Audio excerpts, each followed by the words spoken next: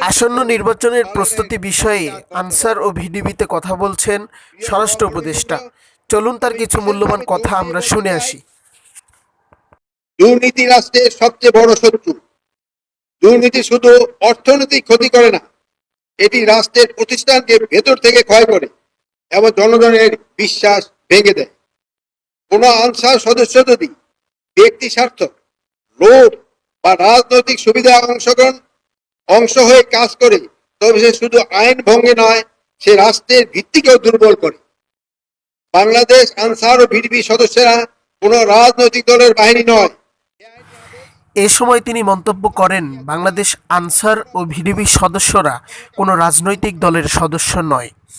আসন্ন নির্বাচন ও কর্মসূচি নিয়ে তিনি আলোচনা করেছেন এবং সবাইকে নিজ নিজ জায়গা থেকে সৎভাবে দায়িত্ব পালন করার আহ্বান করেছেন।